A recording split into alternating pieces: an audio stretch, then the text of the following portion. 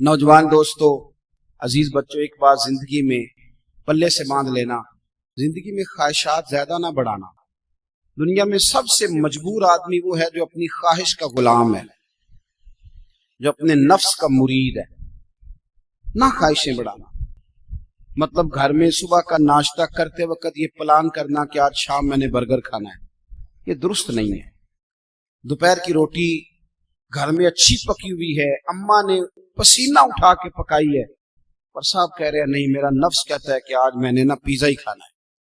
नफ्स की ख्वाहिशात को ना बढ़ाना, ये बंदे को गुलाम बना लेती। दुनिया में ज्यादातर गुनाह रोजी रोटी के लिए नहीं होते। ये जो लोग जुर्म करते हैं, डाके डालते हैं, करप्शन करते हैं, ये ज्यादातर नफ्स की ख्वाहिशात के लिए। इन्हें दूसरे की गाड़ी परेशान करती, इन्हें बंगला परेशान करता है। आपको पता है नबी करीम अलैहिस्सलाम ने एक दुआ मांगी है।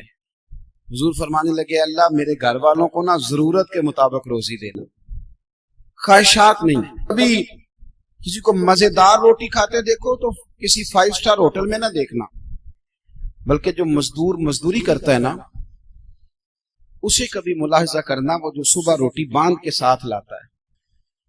2 रोटियां जब वो लाता है तो रोटियों के बीच अचार होता है, और दोपहर का जब वक्त ढलता है तो साहब वो अचार ज्यादातर पोने को लग जाता है कपड़े को, और मजदूर के कपड़े भी मैले कुचैले होते हैं। वो जो होटलों में जाके रोटी खाते हैं तो वो ढब से बिस्मिल्लाह नहीं पढ़ते, वो ढब से शुक्र अदा नहीं करते, उनको तो किसी को पाल्टी डाली होती है, वो खा रहे होते। मजदूर जब वो खाना खाने लगता है ना मेरे अजीज, वो पहले हाथ धोता है, फिर किसी से उधार गिलास लेके पानी भरता है, और फिर वो जब बैठ के वो रोटी खा रहा होता है ना तो लगता है दुनिया का सबसे मजेदार खाना यही खा रहा है। और फिर जब उसको लफ्ज भी सही नहीं आते कि शुक्रिया कैसे अदा करना है, खाने के बाद की दुआ भी पूरी नहीं आती, पर जब वो 2 रोटियां खा के आसमान की तरफ देखता है तो उसकी आंखों की रोशनी बताती है कि इसने रिज़्क़े हलाल खाया है, और जो खाया है उस पर अपने रब का शुक्र भी अदा किया है।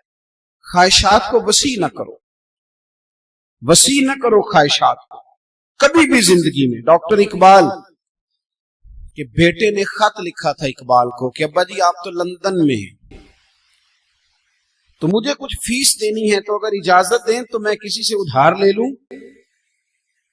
आप ना माँ और बाप को कभी कभी कटहरे में खड़ा कर देते हो जब कहते हो कि पिकनिक जा रही है मरी, जहां से मर्जी उधार लेके दो।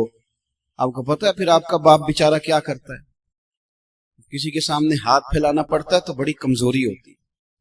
वो जब एडवांस मांगता है ना जाके फैक्ट्री के मालिक से, तो मेरे बेटे को सैर को जाना है, यानी तेरे नफ्स की ख्वाहिश है, और वालिद की गर्दन झुक गई, ये कितनी तकलीफ की बात।